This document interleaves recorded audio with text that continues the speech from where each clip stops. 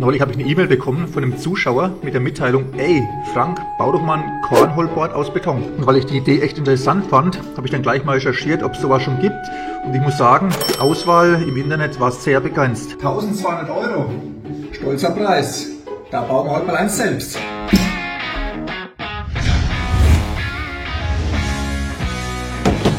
Ja, dann schauen wir mal. Vom Bauen her dürfte es kein Hexenwerk sein. Plan mit den offiziellen Maßnahmen habe ich mir auch schon besorgt. Gibt es überall im Internet und da gibt es zwei Varianten. Einmal die amerikanische, die ist 120 cm lang und die deutsche nur 90. Und wir werden die deutsche bauen. Jetzt brauchen wir erstmal Schalungsholz. Das bauen wir heute komplett aus altem Schalungsmaterial. Weil ihr wisst ja, nichts verschwenden, wiederverwenden. Wenn ihr kleine Kinder habt, dann wisst ihr auch, wo das Sprichwort herkommt. 1000-mal im Fernsehen gesehen. So, jetzt legen wir los. Das Board, was ich euch gerade im Internet gezeigt habe, war ja vom Design her ziemlich globig und auch ziemlich massiv. Also das wird einiges wiegen und ich habe da ein bisschen was anderes geplant. Also vom Design her hat man natürlich keine großen Möglichkeiten, weil so ein Board, das ist halt mal eine Rampe und nicht mehr und nicht weniger. Aber ich habe da geplant, ein paar Aussparungen einzubauen, sodass es vom Design her dann ein bisschen anders und ein wenig stylischer aussieht. Beim Gewicht, da möchte ich einiges einsparen. Ich habe geplant, dass das Board nur 15 mm stark wird. Also das wird beim Beton auf jeden Fall wieder eine Herausforderung. Aber so kann man es dann halt im Garten jederzeit irgendwie umlagern und muss es nicht ständig an einem Punkt stehen haben. Jetzt stellt sich noch die Frage, warum muss sowas überhaupt aus Beton sein? Also grundsätzlich muss es nicht aus Beton sein, das seht ihr ja, weil die meisten Boards, die ihr im Internet bekommt, sind aus Holz. Aber ich finde es eine gute Idee, weil das ist eine witterungsbeständige Variante. Die kann man im Garten auch jederzeit, wenn es regnet, draußen stehen lassen, da passiert nichts. Und ja, es hat natürlich auch ein gewisses Gewicht, so dass es halt standhaft ist. Ich weiß nicht, ob das eine gute Idee ist, könnt ihr mir gerne mal in die Kommentare schreiben. Aber ich werde es auf jeden Fall hier so umsetzen mit nur 15 mm.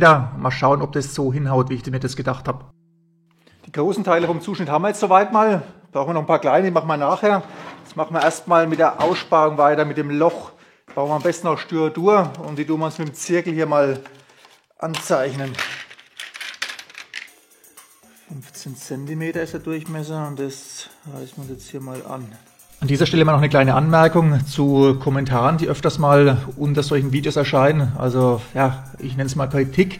Da geht es darum, wenn man irgendwas baut, Do-it-yourself-Projekt und es dann vergleicht mit Preisen, die im Internet angeboten werden. Also wie ich es auch in dem Fall jetzt wieder gemacht habe. Da schreiben viele, lasst es, das ist nicht angebracht. Ja, doch, finde ich eigentlich schon, weil der Hersteller von dem Produkt, der wird hier nicht angegriffen. Ob der Preis gerechtfertigt ist, das muss jeder für sich selber entscheiden. Das werde ich hier nicht bewerten. Und zum anderen finde ich es auch wichtig, also wenn man solche Do-it-yourself-Videos erstellt, weil was ist denn euer Antrieb, wenn ihr was selber baut? Entweder will man Geld sparen oder man hat Freude daran, das Produkt oder das Projekt selber zu bauen, vielleicht auch beides. Und da finde ich dann doch, dass es schon wichtig ist, was es letztendlich auch kostet, dass das jeder für sich selber entscheiden kann, wenn er das Video hier sieht, ob ihm der Aufwand und das Material wert ist oder ob er sich selber kauft. Also das steht ja jedem frei.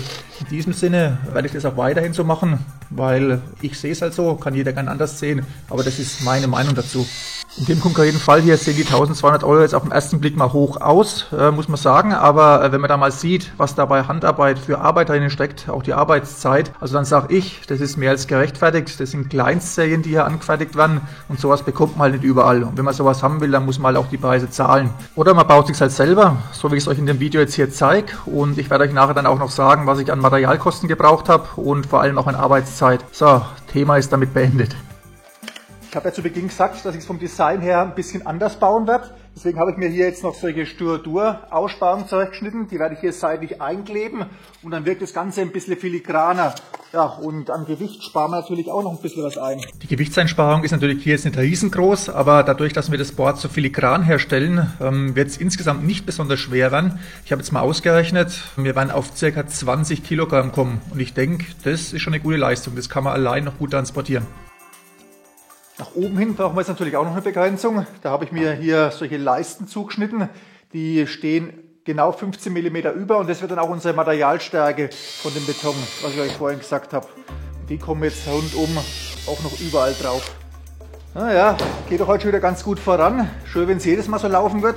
Jetzt bringen wir außenrum noch eine Silikonfuge an, dass dann die Schalungsform auch dicht ist, dass wir abgerundete Kanten haben, aber das kennt ihr alle schon. Dann sind wir mit der Schalung auch schon fertig. Dann geht es mit dem anspruchsvolleren Teil weiter, mit dem Betonieren. weil das ist heute wieder meine Herausforderung. Erstens hier die Schalungsform, es wird alles laminiert und wie gesagt wird es auch nur 15 mm stark werden.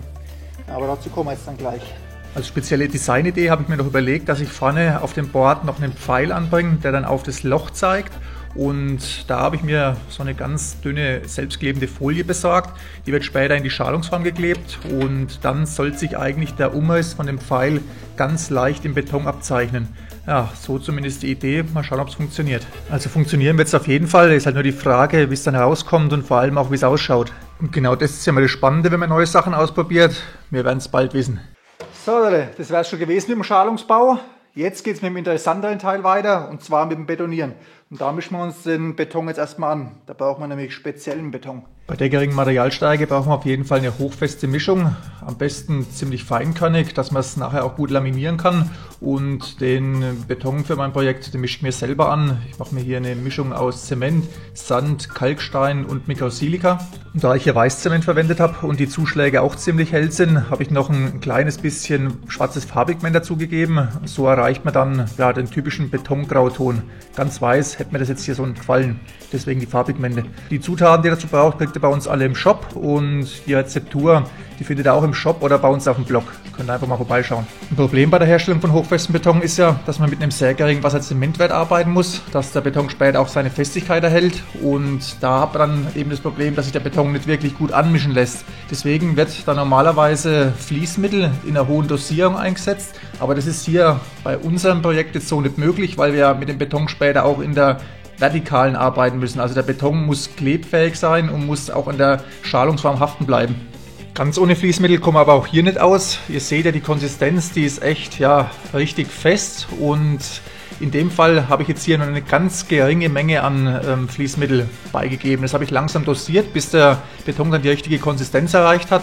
Und danach habe ich dann zur Verstärkung noch Fasern dazugegeben. Das sind hier die 24 mm langen Integralfasern. Die wirken als Armierung und die sind deutlich stärker als die kurzen dispersiblen Fasern. Die werden dann einfach unter den fertig angemischten Beton noch untergemischt. Und wenn dann die Konsistenz so aussieht, also wie gesagt schon von der Konsistenz her fest und klebrig, dann kann man mit dem Betonieren beginnen. In diesem Fall wird der Beton, wie bereits erwähnt, nicht gegossen, sondern laminiert. Das bedeutet, dass er in feinen Schichten auf die Oberfläche aufgebracht wird. Beim Laminieren, da sollte man immer so arbeiten, dass der Beton sich überlappt. Dann hat man später weniger Lufteinschlüsse und eine gleichmäßigere Optik. Das Verdichten erfolgt in dem Fall durch das Andrücken, also durch das Abklopfen von der Betonoberfläche. Und an den Ecken muss man ganz genau arbeiten, also da muss man sorgfältig nachverdichten, weil da entstehen dann öfters mal Lufteinschlüsse. Und so macht man dann nach und nach die komplette Fläche fertig. Der Beton zieht relativ schnell an, deswegen kann man da ein bisschen mit so einem Wassersprüher nacharbeiten. Und dann, wenn man mit der unteren Fläche fertig ist, dann geht es mit den Seitenwänden weiter. Ja, und da muss man eben schauen, dass man den Beton dann ordentlich andrückt, dass er ordentlich haftet. Und ja, mehr ist es eigentlich nicht. Weil die Fasern als Bewehrung allein nicht ausreichen, kommt noch ein Armierungsgewebe mit rein. Das ist aus Basalt und Basalt ist extrem belastbar, hat eine sehr hohe Zugfestigkeit, höher als von normalen Glasfasern. Und bei Basalt hat man auch noch den Vorteil, dass wenn das Betonteil irgendwann mal entsorgt werden soll, dann muss man beim Recycling das nicht vom Beton trennen, sondern kann es einfach ganz normal mit dem Beton zusammen entsorgen, weil Basalt ist ja letztendlich auch nur ein Stein. Und das Gewebe wird dann, wie ihr seht, einfach in die oberste Schicht eingearbeitet. Das sollte immer ziemlich weit unten liegen, also an der späteren Unterseite von der Platte, weil da kann es nämlich die meisten Kräfte aufnehmen. Und dann sind wir eigentlich schon fertig. So, ich denke, so sieht es ganz gut aus, so können wir es lassen. War jetzt doch mehr Arbeit als gedacht. Und ich habe auch ein bisschen ein schlechtes Gefühl, muss ich sagen. Ich habe die Befürchtung, dass die langen Fasern, die ich zugegeben habe, dass man die später vielleicht auf der Oberfläche sieht, weil die sich mit dem trockenen Beton nicht wirklich gut integriert haben. Naja, jetzt können wir es nicht mehr ändern. Wir müssen bis morgen warten. Decken wir das Ganze noch ab und dann ist Feierabend. Ich hoffe, dass die ganze Arbeit nicht umsonst war. Aber ja, sehen wir morgen.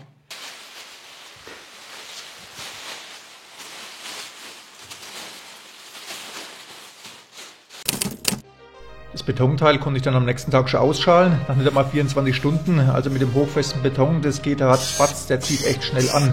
Und jetzt war nur noch die Frage, wie sieht die Oberfläche aus? Hat das Ganze mit den Fasern funktioniert oder ja, ist es alles für die Mülltonne? Ich habe mir über Nacht schon ausgemalt, dass ich am nächsten Tag wahrscheinlich einen Hammer nehmen muss, das Ganze zusammenschlagen und zum Wertstoffhof fahren muss, aber dem war zum Glück nicht so. Ich denke, vielen von euch, die öfters mal mit Beton arbeiten, geht es da manchmal ähnlich. Beton, kann man sagen, ist kein Hobby für schwache Nerven. Puh, Leute, zum Glück haben sich meine Befürchtungen nicht bestätigt. Die Oberfläche ist eigentlich ganz gut geworden und das Allerwichtigste, man sieht keine Fasern auf der Oberfläche. Die haben zum Glück nicht durchgedrückt. Ein paar Luftanschlüsse sieht man auf der Oberfläche, das ist aber nicht weiter tragisch. Das ist beim Laminieren meistens so und die werden wir jetzt auch noch ausbessern. Dafür habe ich mir schon mal einen ganz feinen Mörtel angemischt und den werden wir jetzt auf die Oberfläche auftragen. Das Ganze nennt sich Betonkosmetik. Den Mörtel habe ich mir aus Kalksteinmehl, Zement und Microsilica und ein bisschen Farbpigment angemischt, sodass die Farbe ungefähr gleich ist. Und dann wird die Oberfläche erst leicht angefeuchtet und der Mörtel in die Oberfläche eingerieben. Da ist wichtig, dass er die komplette Oberfläche behandelt, weil sonst kann es sein, dass er später dann leichte farbliche Unterschiede hat. Danach lässt man dann den Mörtel erstmal anziehen und dann kann man die Oberfläche plan schleifen, also die Überstände herunterschleifen. Ich habe dazu Kannungen verwendet von 400 und 600. Da dürft ihr nicht zu grob einsteigen, weil sonst macht euch die Sichtbetonoberfläche kaputt. Und so sieht die fertige Oberfläche dann aus. Perfekt, keine Lufteinschlüsse mehr. So Freunde, das Board ist endlich fertig und ich muss sagen, das Ergebnis, damit bin ich echt top zufrieden. Es ist genauso geworden, wie ich es mir vorgestellt habe. Naja, den Pfeil hätte man vielleicht ein bisschen mehr sehen können, aber ist auch in Ordnung. Ja, mal noch ein paar Worte zu den Kosten und zur Zeit. Also von den Kosten war es echt überschaubar. Da habe ich jetzt rund 50 € gebraucht, wenn man die ganzen Materialien auf die Menge runterrechnet und die Arbeitszeit circa 8 Stunden. Also ich denke, das ist absolut in Ordnung. So, jetzt machen wir hier noch die Imprägnierung drauf, dass das Ganze auch witterungsbeständig ist. Und dann zeige ich euch mal, wie man mit diesem Teil hier spielt. Ja, weil ich es mal mit meinem Knirps testen. Ich zeige euch mal noch ein paar Bilder. So, also Imprägnierung drauf und dann geht's los. An dieser Stelle mal noch eine kurze Anmerkung zu den Kosten. Ich denke, viel günstiger geht's nicht. Auch wenn man das Ganze mit Holz gebaut hätte, wären wir wahrscheinlich aufs Gleiche rausgekommen, weil so eine Sperrholzplatte ist ja auch ziemlich teuer. Von daher finde ich es jetzt nicht übertrieben, das aus Beton gebaut zu haben. Gut, die Arbeitszeit ist natürlich ein bisschen länger. So, jetzt müssen wir das Ganze nur noch im Garten aufstellen und ihr seht, das Gewicht ist auch echt überschaubar. Das kann man locker alleine tragen. Für diejenigen unter euch, die nicht wissen, wie das Kornholzspiel funktioniert, das ist ganz einfach. Da geht es eigentlich nur darum, mit Körnern gefüllte Stoffsäckchen in das Loch zu werfen. Und ja, das ist gar nicht mal so einfach, je nachdem, wie weit man entfernt steht. Ja, das ist doch schon eine Herausforderung und damit kann man dann ganz gut seine Zielgenauigkeit trainieren. Also für Kinder finde ich das Spiel echt nicht schlecht. Ich denke, das ist auf jeden Fall eine coole Idee, was bestimmt auch für den einen oder anderen von euch interessant sein könnte. Und unserem Kleinen hat es auch echt Spaß gemacht und mit ein bisschen Übung ist er immer besser geworden. So, und nach dem Video wisst ihr jetzt auch, was ihr als nächstes für eure Family zu bauen habt. Haut rein! In diesem Sinne waren wir vorher wieder durch. Ich bedanke mich fürs Zuschauen. Macht's gut. Ciao.